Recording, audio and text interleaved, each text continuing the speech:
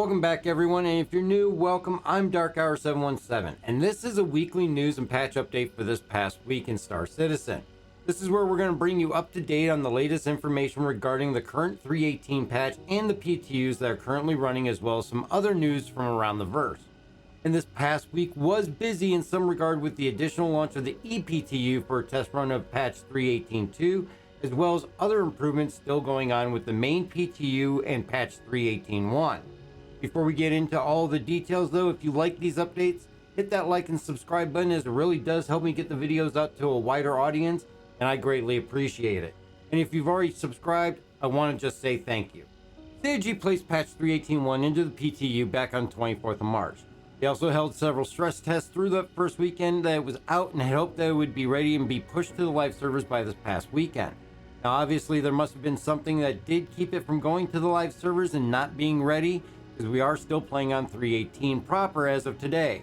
This has of course several effects, as many people are still locked out from accessing the PU servers due to 40k errors, as well as some are still experiencing 19k errors as well. Plus, on top of that, several other playability and stability issues that do remain unresolved. And I would definitely like to make it known that I'm not putting CIG on blast for this, as personally I feel they did a fairly decent job warning the backers as the possibility that patch 3.18 was going to be extremely rough prior to its launch. But with 3.18.1 now in the PTU, we do see a variety of access issues resolved, though a small handful of backers can continue to see issues with 40k errors. With the PTU, it is typically resolved through a recopy of your account, at least in our experience.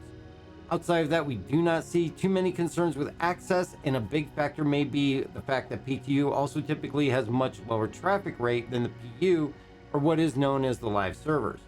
That of course does not mean the PTU is error-free and without problems.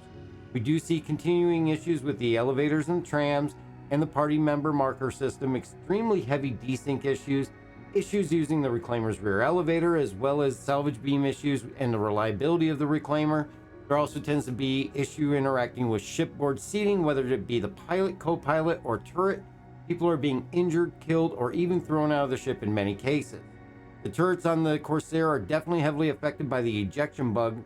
In the latest 3.18.1 patch notes from the 30th of March, we see that they added extra logging to help track down a number of delays that they had been seeing when doing a number of interactions on the PU. In 3.18.1, we get more experience with the new delivery system for ships when you first spawn in, and to be honest, the more I use it, the more and more I truly do like this system. I mentioned last week the pros definitely outweigh the cons of this new system, and as for known issues, there really has not been too much change as far as the previous versions, and the list really is a continuation of known bugs since the launch of 3.18. Though the patch notes do show that the bug of unable to exit a ship seat should be resolved at this point, but of course, it does not guarantee you won't get damaged or killed. What we did find out though on the 29th from Xylo was that as of the 30th, the patch 3.18.1 would be locked. And per Xylo's post, this means that we restrict any further development, check-ins / changes going into the build to avoid any new issues being introduced. We'll often lock a build in preparation for a live rollout. In this case, a couple of new issues were discovered internally that resulted in our team adding additional logging to the build, with the plan to put the build back onto the PTU, allowing the new logging to gather information from normal play behavior. In this same post, Xylo also states that we are eager to start testing 3.18.2 on the PTU, which all of you potentially as early as tomorrow. By testing 3.18.2 and locking 3.18.1 in this way, we believe we can save time to help us reach our upcoming major milestones. This will also make space for us to create the 3.19 branch as soon as possible, so we can start the process of preparing to go to PTU soon after the release of 3.18.2. It was important that we communicate this to you early so that there is no confusion when 3.18.2 rolls out for testing, despite 3.18.1 not having hit the live servers yet. We're excited about this new approach and hope it will bring significant improvements to how we roll out our regular content. As always, we sincerely appreciate your ongoing support and look forward to seeing you in the verse. Separately, we plan to roll out 3.18.2 very soon, alongside a playtest for Xenothreat. Stay tuned for more details. This was in conjunction with the announcement that 3.18.2 would be released to all backers to play on the EPTU. Now, this has been done previously, and it utilizes the Evocati test servers to implement and test an additional patch along with what is on the live servers, and also what is on the PTU itself. Along with this, as you can see, an announcement of running not only Xenothreat but also Jumptown on 3.18.2 servers. These, of course, being two of the most popular dynamic events in Star Citizen. Xenothreat ran through late day Sunday, and Jumptown actually launched late Sunday night and completed early Monday morning. I did not get the opportunity to play through Xenothreat, but reports from those that did are overwhelmingly positive. With overall functionality working well and the phases progressing as they should, I've seen some mention of the lag when proceeding to Phase 3 with the Javelin and arriving at the battle site, though stated that it did seem to smooth out after a short time. This course is very promising, as there will be an opportunity to see this hit the live servers, though also remember to take it with a grain of salt, as it is representative of a lower traffic server base and the behavior on actual PU may be different. So with the 3.18.1 patch not making it to the live servers yet, this leaves us with 3.18.2 to play as they continue to develop it. Eventually 3.18.1 will go to live, and hopes are that we'll see this hit the live servers sometime early this week, and that along with it will help resolve a large number of remaining issues with 3.18. And the 3.18.2 patch will likely move to the PTU itself.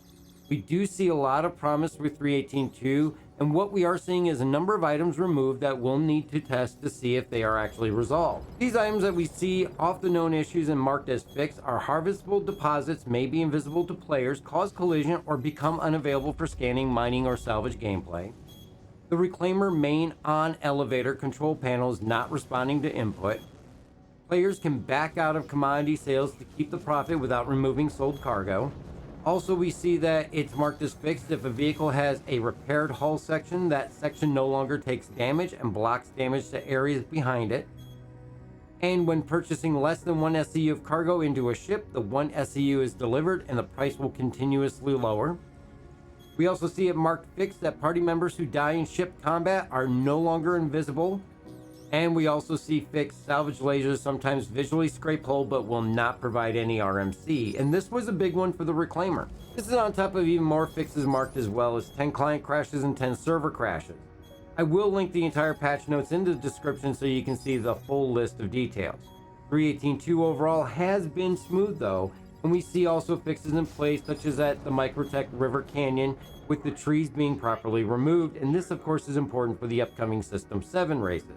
3.18.2 though has not had a large number of concerns raised outside of the known issues and the standard everyday experiences such as desync seen in Star Citizen.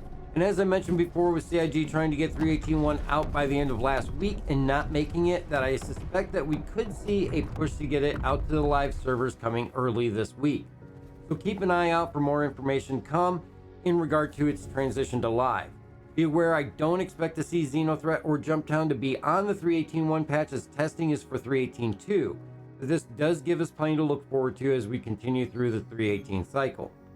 Other things that we do see this week, of course, was the Galactopedia update from March, and with this, a variety of 20 short articles and one full-length article about a variety of topics, including the Tyrol and Genesis system and more. These are always interesting if you're a fan of lore, and a link's going to be in the description for that entry. And Thursday, we did see a new Inside Star Citizen, and this was a really good episode with all sprint report in an episode titled 150. Here we see an update to a number of items that are in the works for future patches. This episode is referred to 150 due to its 150th episode of Evergreen content.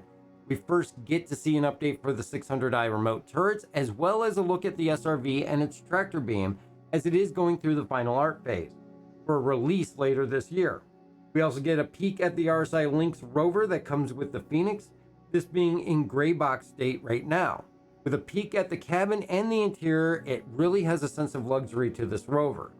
We also see the Spirit series showcased in its gray box phase and seeing some of the interior looks, along with Bombay of the A1. The Santoki was also shown with an exterior view and a look at its landing gear. These early looks at the ships and ongoing progress all look great and appear to be things that we're all going to get a chance to enjoy in the verse soon. We also get to take a look at the development of wildlife, with seeing a concept of a condor, as well as some testing shots of fish with really no detail but just behavior testing. We then get a look at props and physics work on interactables. Then a sneak peek at the coffee machines, and honestly, I want this Star Kitten and Big Benny's mug in game. I do think I really need a Star Kitten mug for my Prospector. We also see a prototype of the hangable posters that will allow for customizing these areas and such. We also get to see a look at some lighting being done around the verse, and this looks absolutely gorgeous. After which we see an update with the law enforcement offices, which we get a look at the area where bounties will be dropped off at. In this location, you'll also be able to see the bounty boards where missions can be taken, as well as shops to get gear. After this, we see a detention area and interior spaces for the buildings itself out in Microtech, being in the white box phase. We also get a look at a new tool that is used for the creation of modules in game and can assist in quickly building components for stations and other locations. And closing out, we get a gorgeous view of the Lorville 2.0 area at night with images of the new redesigned area. And lastly, this week we did see Atmo Esports System 7 race finally run its first race on the 1st of April. And I'd like to congratulate all those that participated, and also would like to thank Atmo Esports for putting on a spectacular event as usual, even with all the difficulties of the latest patch. My hat's off to Corsair, Crucian, Zool, and all the team at Atmo Esports. We will have a full video covering the race, so keep an eye out for that, and congratulations to the winners of the first race.